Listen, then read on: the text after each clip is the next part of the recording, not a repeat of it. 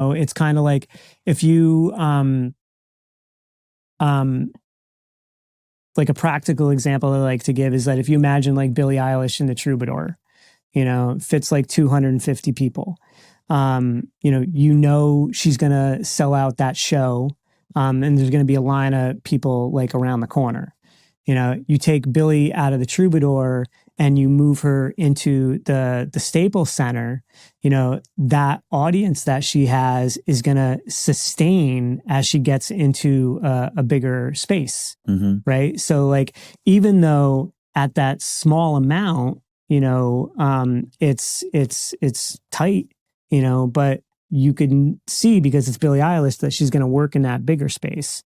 Right now, you take that same scenario and you put a high school band in the Troubadour, and you look at Billie's crowd and you look at the high school band's crowd. They're going to look almost identical, right? Everybody's like packed in. They want to see Billie Eilish. It's a really special occasion.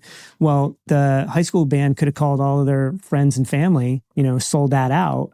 Yeah. You remove the artists and you just look at the audience, and those behaviors are going to look identical, so you need to know that one is Billie Eilish and one isn't, before you move them into the Staples Center. And I definitely think that there was probably a couple different times where I took someone from the Troubadour and tried to put them into the Staples Center before they were ready. I probably should have stuck to the El Rey, and let them live there for a little bit. Right. But, you could always tell that it was going to work, based on these passion signals.